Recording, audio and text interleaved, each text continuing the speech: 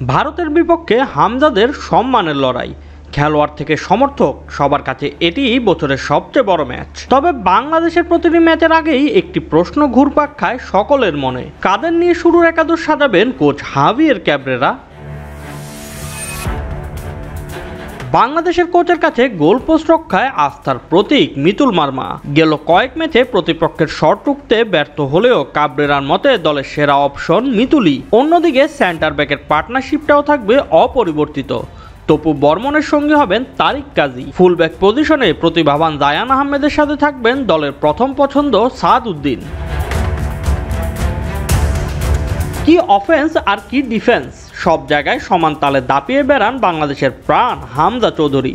দলের মধ্যমণি হামজা মধ্যমাঠের কেন্দ্র থেকেই দলকে দিবেন নিজের সেরাটি। তার পাস নিয়ে বল আক্রমণে পাঠানোর গুরু দায়িত্বটা থাকবে সমিত সোমের উপর। নিজের টার্ন ও বল কন্ট্রোলে প্রতিপক্ষের ডিফেন্স ভাঙতে তার চেয়ে সেরা বিকল্প নেই কোচ হাভিয়ের ক্যাব্রেরার হাতে। যে জায়গাগুলো নিয়ে তৈরি হয় যদি কিন্তু, তার অন্যতম অধিনায়ক জামাল ভুঁইয়া। সাংবাদিকদের প্রশ্নের জবাব স্মার্টভাবে দিতে অধিনায়ক বেশে সংবাদ সম্মেলনে তিনি হাজির হলেও ক্যাব্রেরার একাদশে সাময়িক সময়ে বঞ্চিতই বলা যায় জামালকে। নেপালের বিপক্ষে শেষ ম্যাচে শুরু থেকে থাকলেও ভারতের বিপক্ষে আবারও তার জায়গা হতে পারে বেঞ্চে। এতে শুরুর একাদশে থাকার সম্ভাবনা বেশি সোহেল রানা সিনিয়র ও সোহেল রানা জুনিয়রের।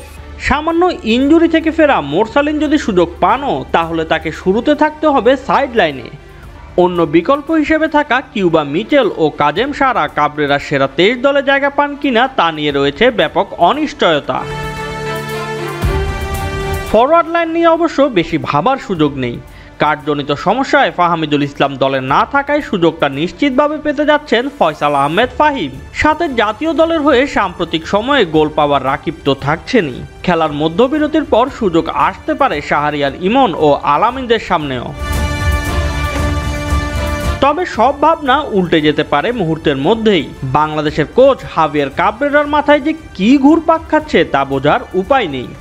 তার সিদ্ধান্ত শেষ সময়ে এসে চমকে দিতে পারে সবাইকে, ভুল প্রমাণ করতে পারে সব ক্যালকুলেশন। তাই বাংলাদেশের স্টার্টিং লাইন আপ জানতে চোখ কান খোলা রেখে অপেক্ষায় থাকতে হবে কিক অফের 1 ঘন্টা আগ পর্যন্ত। Shoaib Shams, BD sports time.